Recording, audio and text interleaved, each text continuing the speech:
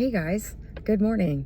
I am getting ready to do something that I've been wanting to do for a while, which is to make a video, which I'm going to do in like 2 hours from now, and hopefully it'll be ready to go tomorrow.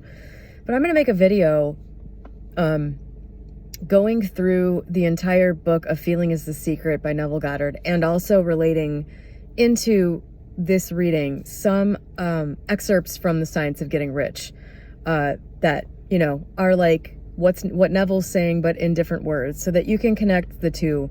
And I just want to go through it because Feeling is the Secret it's just a no fluff. It reminds me of The Science of Getting Rich in that way. It's no fluff. Neville even says in the introduction, there's no fluff in here. This is straight up all the information that you need. And since it's clear to me that many people have come to manifesting supposedly through Neville Goddard, without ever having read Neville Goddard, just from listening to other people say what they think their interpretation of Neville Goddard is. I want to get this video made and out there. And it's just, you know, obviously I already printed out the book and read through it and everything to make some notes and all that stuff. And it's just so good. It's just like, it's a palate cleanser. And after making the SP video that I made yesterday and the one I'm about to make, because I want to answer a comment, I want to try to answer a comment. You know, we could all use a palate cleanser, and you should really just listen to the words of Neville Goddard, and then hopefully just read the book after that. It's so short. It's 5,000 words. AI has told me it will only take me 37 minutes to read it. So it's probably the video is probably going to be like an hour long. But you should really read Neville and shut out everything else you've ever heard, because everything you've heard outside of the source is just another human's interpretation. And probably where you got a lot of your information was through a human being who was interpreting what another human being said, who was interpreting what another human being said, who was interpreting what the human Neville said. So you really have to like read the source material from the original human that wrote it, and, you know, use your faculties to the best of your ability, and use the sense of how does this concept resonate with me to figure out what works for you. And so I would recommend reading the book after listening to the video, assuming you watch it, which I hope you will, because this is one of my more effortful videos, and I still have to go grab some Science of Getting Rich to put in there.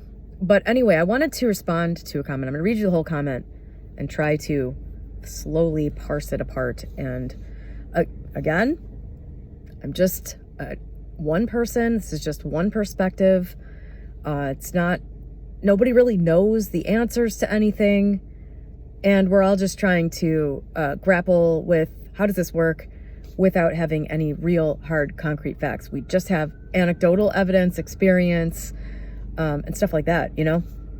So anyway, this was in response to my video yesterday where I told people to go for the SP.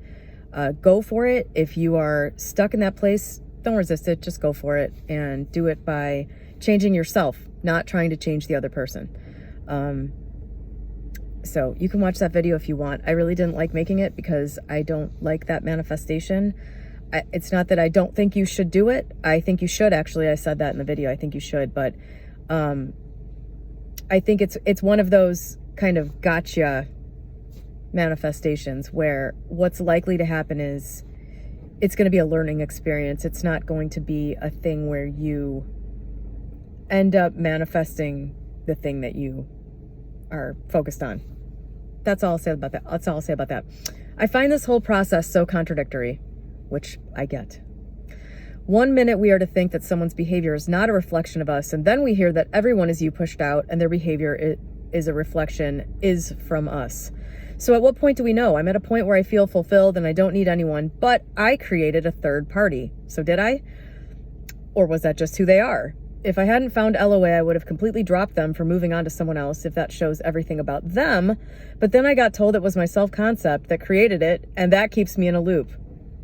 I'm just focused on me now, but I'd love your clarification on this moving forward. Okay, so the first thing that I would say about this is these things all exist simultaneously. On videos recently, I distinctly recall saying at least twice that the way all of these things come together is so perfect that I can hardly believe it. And I basically walk around in a state of shock all the time because this is, I don't know, my awareness is focused in this area right now.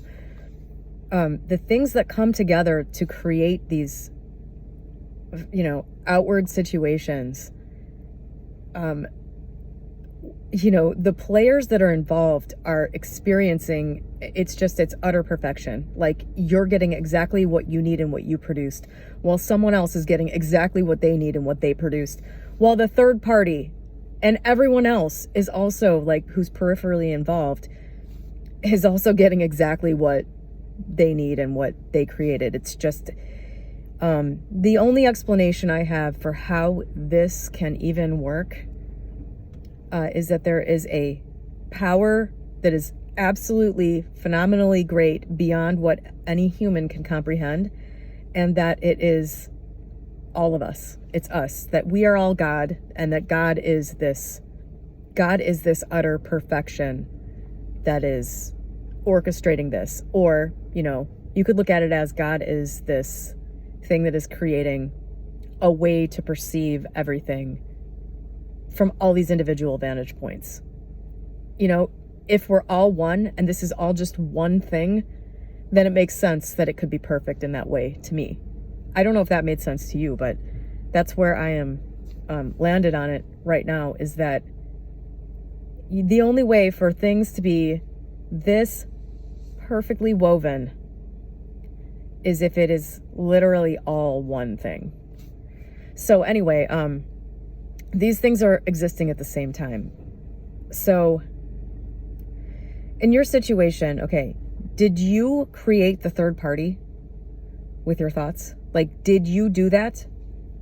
That's a question that only you can answer. I mean, I'm not, I don't think that thoughts create. It's feeling that creates. And it's also, if you're going to find yourself in a situation with somebody who,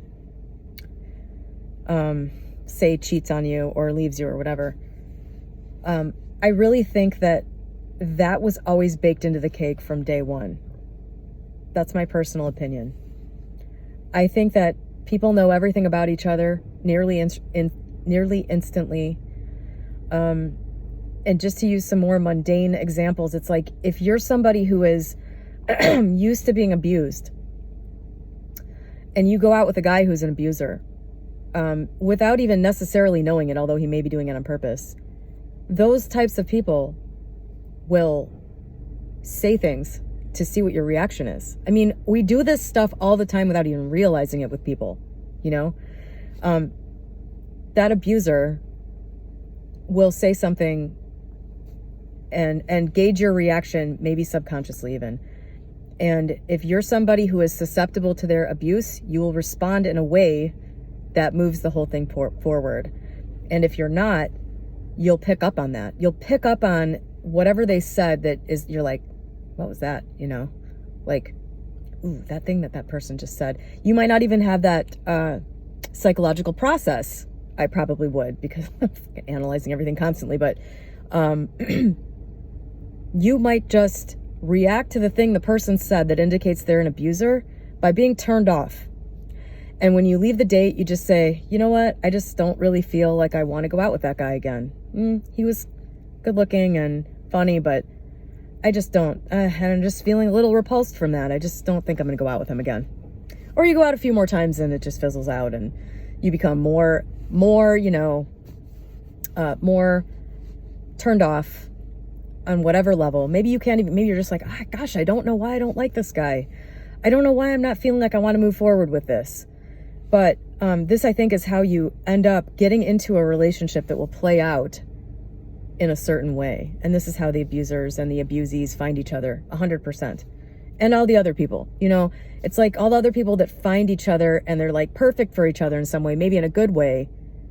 It's like, how do these people find each other? Because it's like the second they saw each other, there was just information available in a way that we can't necessarily consciously understand. So if you find yourself in a situation where these things are playing out, my assertion is that on some level you did create it, not intentionally necessarily, like consciously, deliberately, intentionally, but on some level, I think you want to work these things out. I think that all of us are striving towards wholeness. As cheesy as that sounds, take the cheesy new age sound away from it. That is what everybody's doing. Everybody is trying to get to a better place. Everybody's trying to get to a place where they feel good and happy and fulfilled all the time. So the barrier to feeling good and happy and fulfilled all the time is often just a skewed sense of your own self-concept. And whether you phrase it that way or not, the base level idea is the same, and people are striving to fix that stuff. And so many people do that through relationship experiences. Okay, so I'm just trying to put in like mundane world terms how these things I think happen, so that you can make the connection between you create your world and you're creating your world. You know what I mean? Then I think there's also an aspect to all of this where you are also very connected to a higher self, a higher version of yourself. I don't know what that is. Is it just energy? Is it you existing on another plane? I don't know, but whenever I ask my higher self to help me out, it always does. It gives me information. Is it God? Is it the universe? I don't know. Is it just my brain? Is it just telling my brain to do something? We don't know the answers to this, but there is some aspect of yourself that is accessible, that isn't like right here in front of you all the time. And I do think that you create situations from that level somehow that present you with exactly what you're trying to do in your life. So this person in the comments said, if I hadn't found LOA, I would have completely dropped them for moving on to someone else if that shows everything about them. Well, I think that was, probably the right thing to do. And I don't know, because I don't really think you ever end up in the wrong position. So something about going through this experience of getting sidetracked into the ideas that, maybe the false idea that you're doing something that you're not, there's value in that for you. I know, I talked on a previous video about my manifestation mistakes, and that, I entertained some ideas, even though I felt like I already knew exactly what I was doing. I considered, am I wrong about this? And, it sidetracked me. I lost some time, but there was value in that too. There was value in exploring other ideas. So, but just for the sake of argument, I would say that, the point where you drop someone because, they're interested in someone else, that's sort of a, I think, positive self-affirming thing. That's saying, I'm worth more than this. I'm better than this. I don't need this. And so that would have been a good thing, I think. Maybe that's why you created it for yourself. Maybe you created it for yourself from whatever level you did, whatever role you played in that. Perhaps you created that situation to give yourself the opportunity to reaffirm your own worth. That would be, that would be my response. That was my initial reaction to reading that. If you continuously find yourself creating relationships with people where this happens, like if this is a pattern, then there's something there for you. There's something, why do I keep being attracted? Because you're creating these relationships like I just described in detail. Why do I keep picking people that on some level I must know are not that interested in me?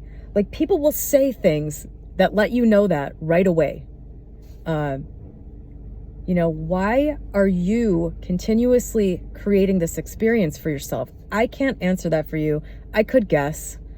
It always has to do with self-concept. It may have to do with self-worth. Sometimes those things are the same thing. Also, sometimes a self-concept problem is a self-worth problem. But only you can really answer that. If you're continuously creating a situation, I would ask your higher self to reveal why. And then you can deal with it. This is literally what I would do. But all these things are existing simultaneously. That's my response to this. What you're experiencing is for you. What you're creating is for you. And, you know, unless you believe that everybody else isn't real but you are, then everybody else is as real as you. And they're basically living this exact human experience that you are. Everything they're creating is for them. They can only answer their own questions about, only they can answer their own questions about, you know, why they're creating what they are, what their experience of that thing is, because two people in your situation would have an entirely different reaction, right? I mean, another person in a situation where they have a guy or something and then he gets sidetracked by another woman, somebody else, like I in the past would have been like, well, that's because there's something wrong with me. And I probably, you know, I would have even maybe given that person a pass and said, well, can I really blame him for being attracted to that woman when, you know, I'm not good enough? By the way, you know, it's really funny. If you listen to the phrasing that you use when you're thinking about people, the phrasing I always used about my early life experience, when I would think about my dad and, you know, the choices he made and leaving and everything, it would always kind of come back to a singular sentence, which was, can I really blame him for leaving? We were so awful. Which was totally false, by the way. Ridiculous. Absolutely ridiculous. Looking back from my 45-year-old vantage point on what was going on, that's so insane. But I thought that.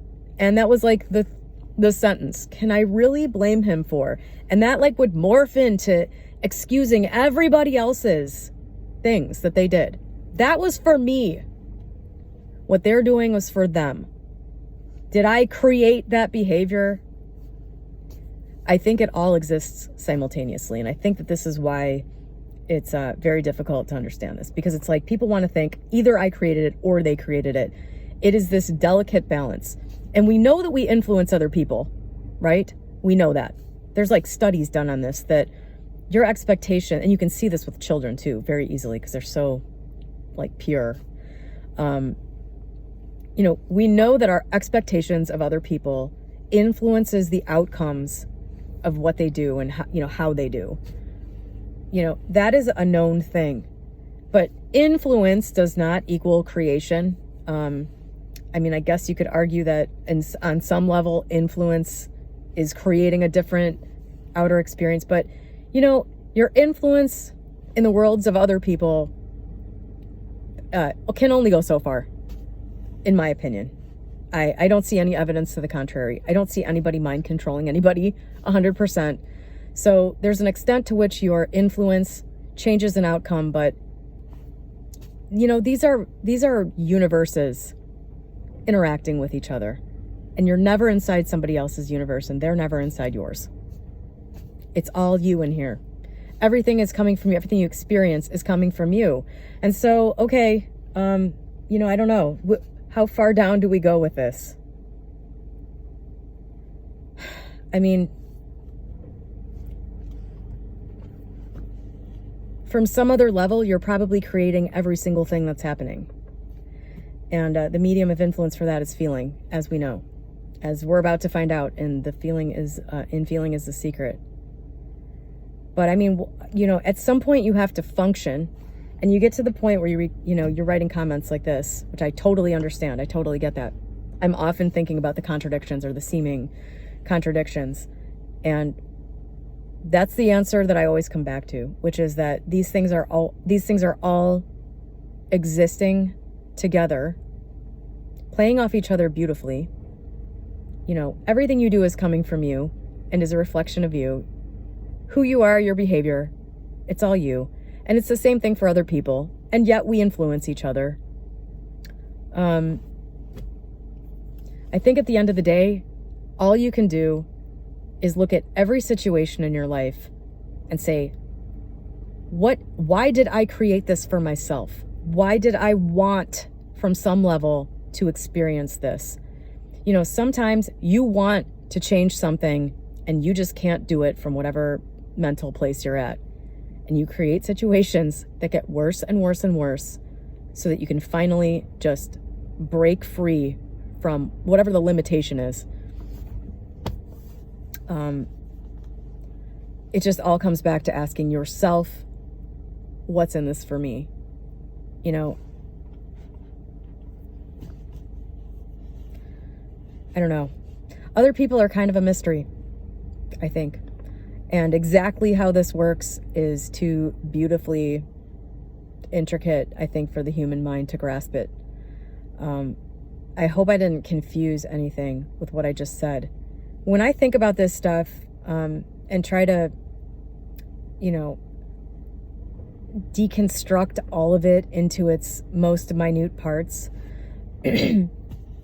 my feeling about the whole thing, which is what I always go with, you know, I don't go with the intellect. I absolutely go with my reaction here to concepts and ideas. I feel absolutely there is no conflict in any of this, in any of these ideas, even if it seems that there is. But given the level of confusion that people have when they're presented with these concepts in this very surface and like simple way, that confusion is understandable, and unfortunately I think you're going to have to work that out for yourself. I think that exploration of these ideas is a really personal thing, since there are no concrete answers. All you have is like YouTube channels telling you that you know, your specific person is only behaving the way they are because of your thoughts about them. To me, that is the dumbest thing I've ever heard. So do I even need to comment on that? That is only the case if you believe that nothing here but you is real. Either everyone is real or no one is real. Either this whole thing is a simulation, including your persona, or, you know, things out there are still real in the way they always were, including other people. You know what? I'm just going to stop this here because I think I've said all I can really say about this. I've given you my perspective and my approach to people. You know, in my own relationships, I can see this stuff play out. But it's like, you know, say with Matt, certainly if I expect Matt to show up in a certain way, I saw this very clearly throughout our relationship. If I expect him to show up in a certain way, even if he doesn't conform to that in the beginning, it will eventually become a reality. But this isn't a mystery to me. You will do things, say things, and behave in a way that elicits that behavior from another person. And anyone you're with, anybody you know, any person, has a range of behaviors that are sort of within their own sphere of who they are that they'll display, you know? If you bring out a certain quality in a person, it's going to be that, like, if I bring out a quality in Matt, it's going to be Matt's expression of that quality, you know? Not like I decide that Matt is going to start loving going to the ballet and speaking with a lisp, and if I believe that hard enough, then he will. That I don't think happens.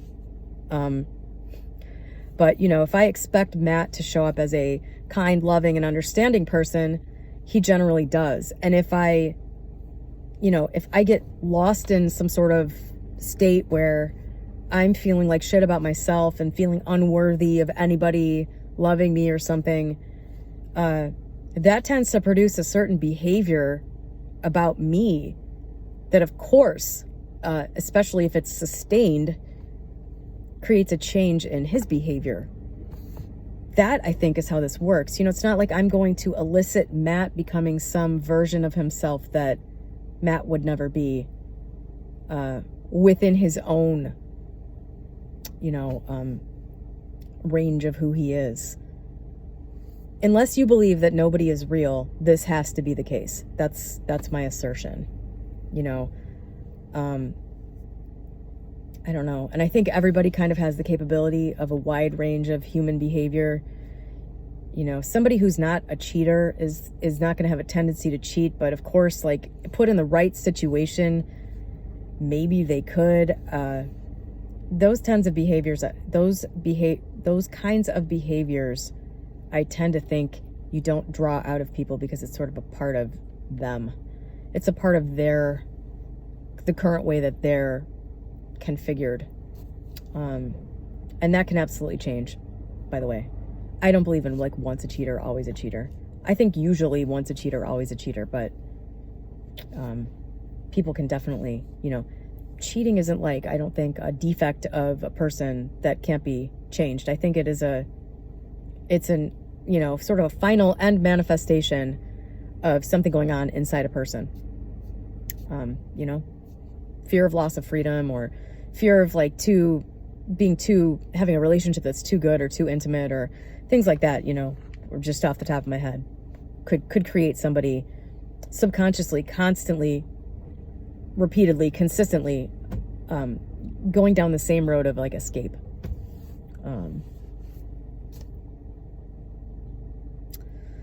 But yeah, I mean, my nutshell response to this is